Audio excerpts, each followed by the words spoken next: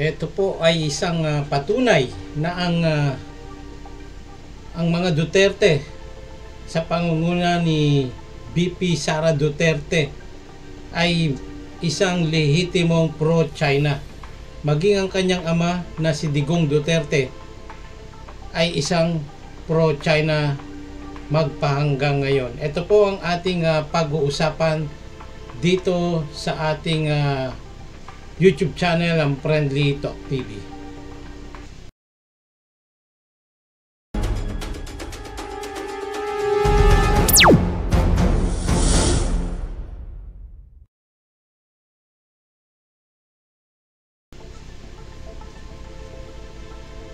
Kamusta po? Magandang gabi, magandang hapon at magandang umaga sa inyong lahat. Welcome po sa ating panibagong video vlog dito sa Friendly Talk TV. Kamakailan lang po ay umattend etong si VP Sara Duterte sa isang gathering o isang okasyon na pinangunahan ng Chinese Embassy. Okay, ito pong okasyon na to ay isang Chinese Lantern Festival. Ito ay ginanap noong February 26, 2025 sa lungsod ng Makati, kung saan naroroon ang Philippine o ang Chinese Embassy dito sa Pilipinas. At take note, itong kanyang pagdalo ay mismong nakapost sa kanyang social media account, sa kanyang mga social media account ni VP Sara Duterte. At ayon sa isang ulat, ito ay noong February 27, ipinahayag ni Sara Duterte ang mensahe ng kapayapaan at pagkakasundo sa kanyang pagdalo dito sa Chinese Lantern Festival. At walang ibang opisyal na naroroon, opisyal ng gobyerno na naroroon maliban po kay VP Sara Duterte. Ang karamihan po na dumalo dyan ay mga negosyanteng in-check, negosyanteng Filipino-Chinese at mga samahang Filipino-Chinese Business Club. Okay. So, hindi ba ito ay isang pagpapakita ng kanyang tahasang pagiging pro-China sa kabila ng mga nangyayaring panggigipit, panghaharas at pagrereklamo ng ating mga kababayan at ng ating gobyerno sa ginagawa ng China, ay ganito pa ang magiging tugon ng ating pangalawang Pangulo. At hindi mo man lamang makikitaan ng kahit anong komento noong mga panahon na nagkakaroon ng girian itong Philippine Coast Guard at ang Chinese Coast Guard. Ang isa pa nga nating kababayang Coast Guard ay naputulan ng daliri. Ngunit itong pangalawang Pangulo ng Pilipinas ay tikom ang bibig sa mga nangyayaring panggigipit ng China at panghaharas ng China sa ating mga opisyal ng Bureau, ng Philippine Coast Guard. Ang pakikipagtungo ni VP Sara sa mga Pilipino, Chinese, pati na rin ang kanyang mga hakbang upang ipakita daw ang pakikipagkaibigan sa mga tao ay katanggap ng iba't ibang reaksyon mula dito sa ating mga kababayan at maging sa mga politiko. So ang ginagawang pakikipagkaibigan netong si Sara Duterte ay samut-sari ang reaksyon po ng ating mga kababayan. Okay. Sa kabilang banda ay may hindi rin o maraming hindi sang-ayon sa aspeto ng kanyang pamumuno. At alam po natin na itong si VP Sara Duterte ay nahaharap sa madaming habla o madaming file na impeachment complaint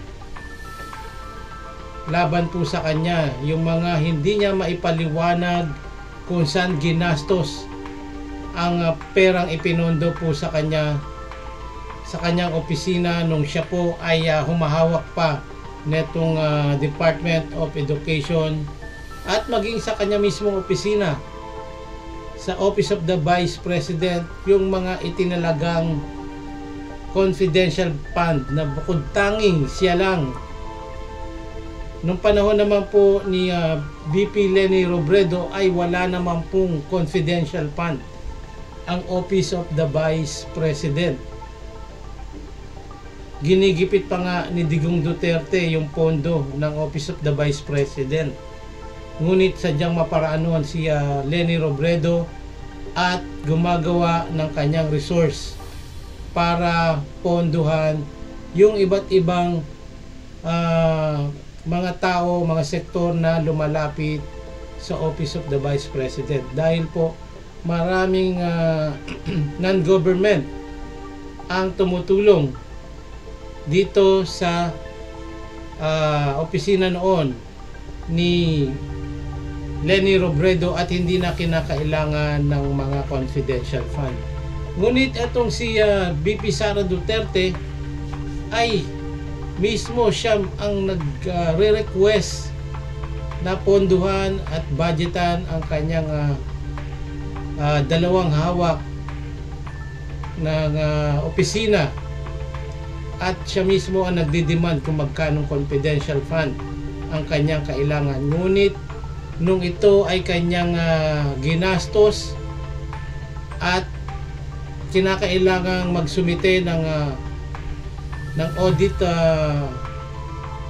ng Commission on Audit ay walang maipaliwanag itong opisina, maging itong si VP Sara walang maipaliwanag kung paano nila nilustay yung pondo, bagkus yung mga gawa-gawang pangalan na nag-liquidate ng pera ay hindi rin existing sa mundo. So ngayon, bakit itong si Sara Duterte ay napakalapit dito sa mga in-check sa China?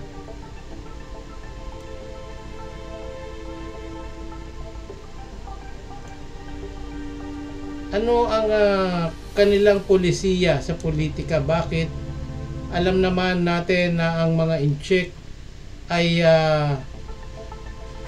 puro panggigipit at puro panggugulang ang ginagawa sa atin?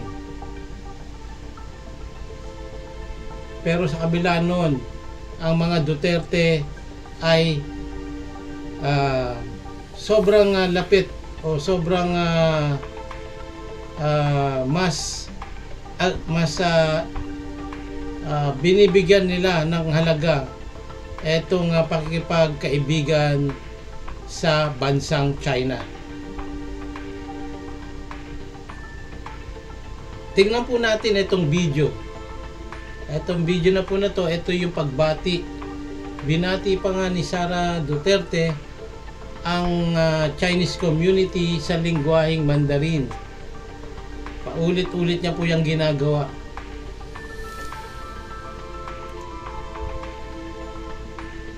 Yan po.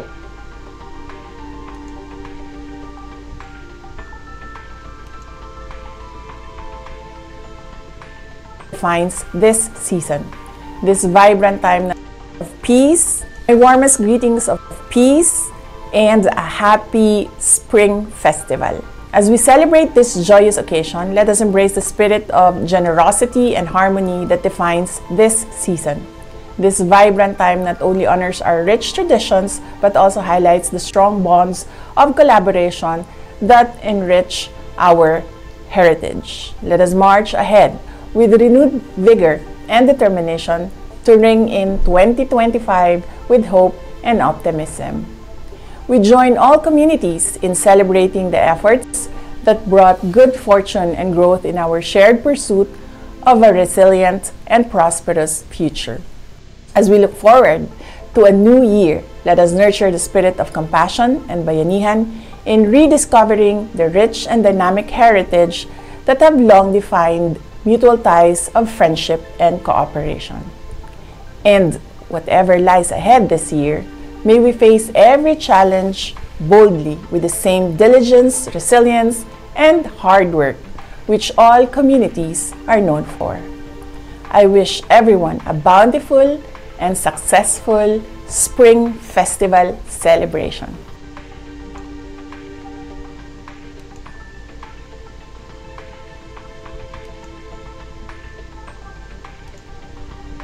Yun po ang pagbati na kanyang pinost sa kanyang Facebook account at sa kanyang mga Instagram. At yun po ay sinali niya rin, ngunit wala po tayong video niya ng sinali niya sa lengguaheng Mandarin yung kanyang pagbati. So ito pong event ay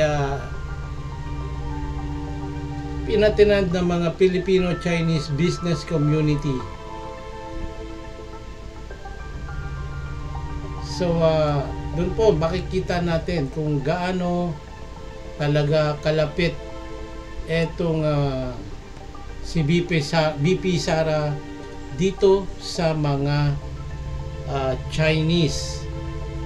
So this coming election, nawa po ay bumoto tayo ng naayon at yung karapat dapat, at wag po tayong bumoto ng mas pinapaboran ang China kaysa sa ating sariling bansa, gaya po ng mga pambato ng mga Duterte.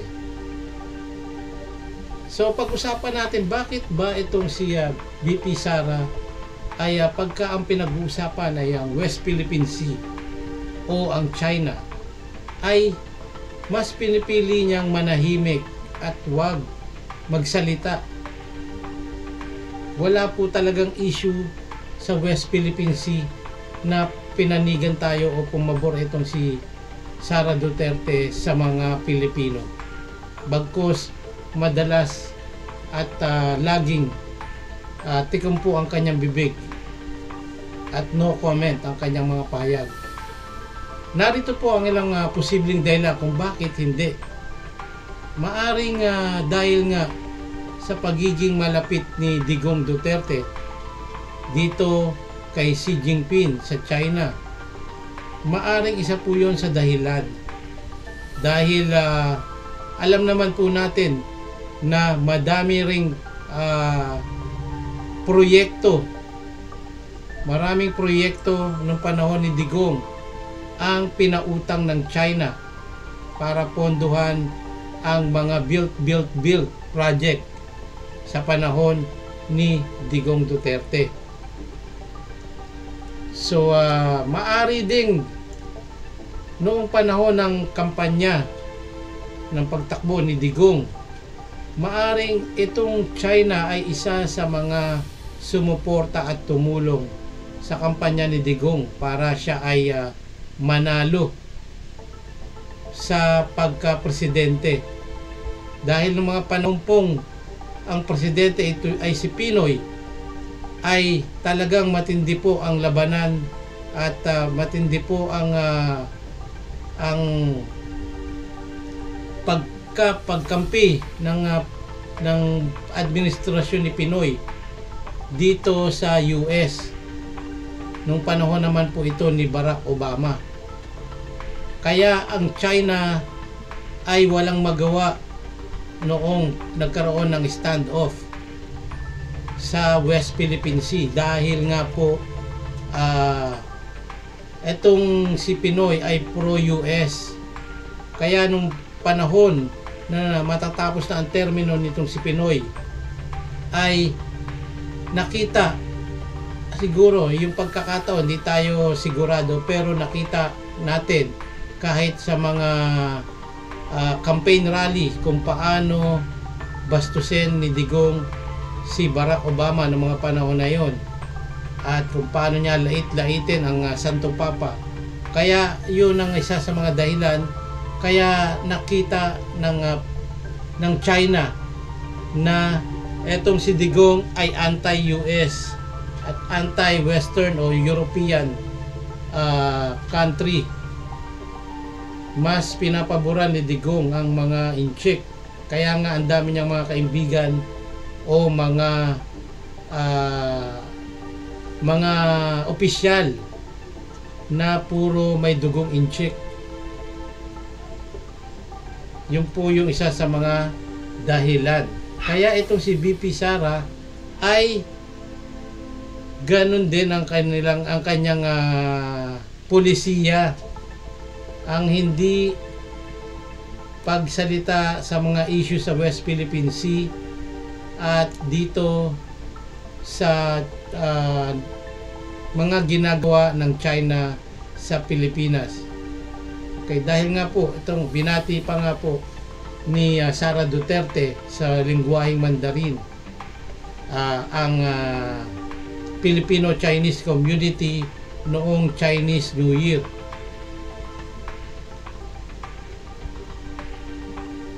So yun po ang mga dahilan. Maaring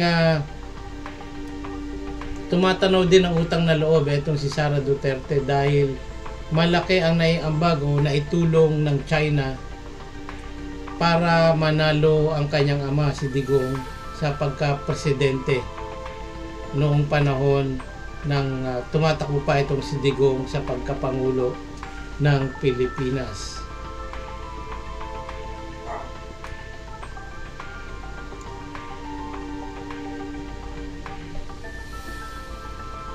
So ito pong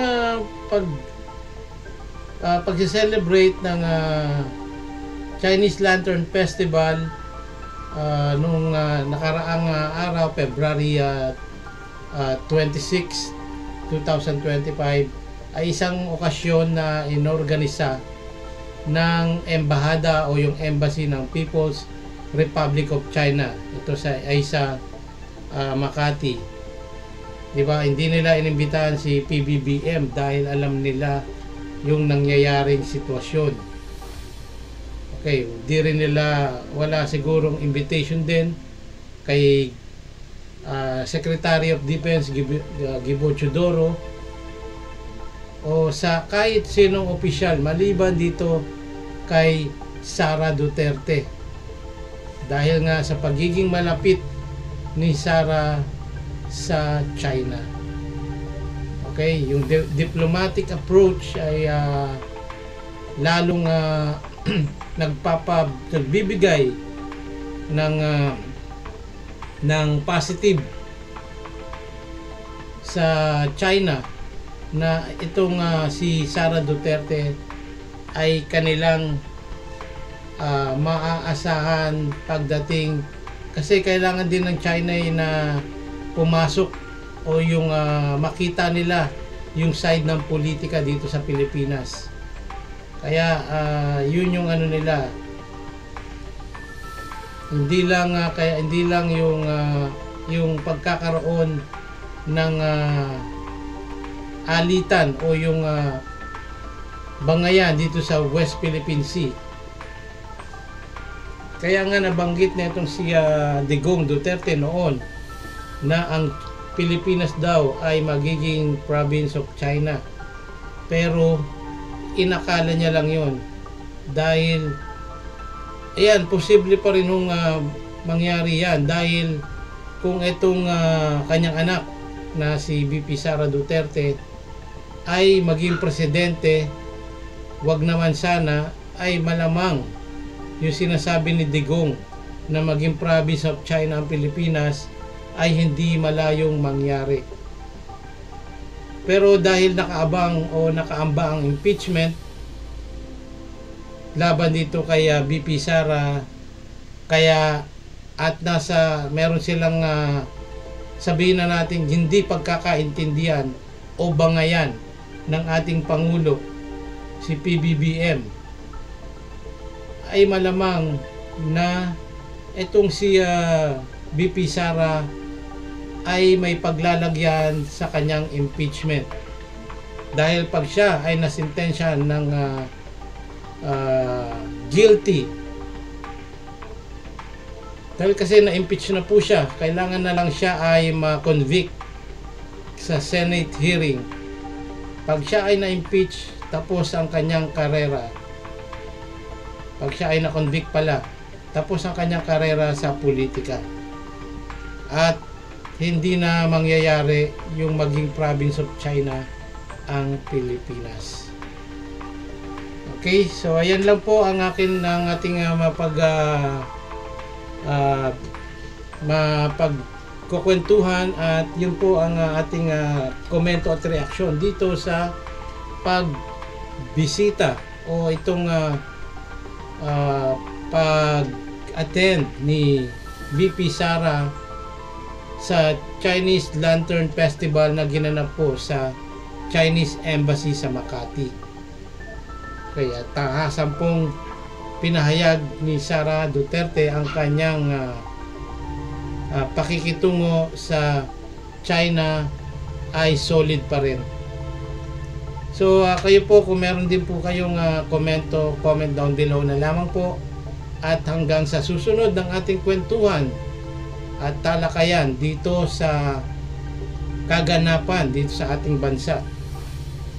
At paki-like, share, and subscribe na rin po ng ating YouTube channel ng Friendly Talk TV.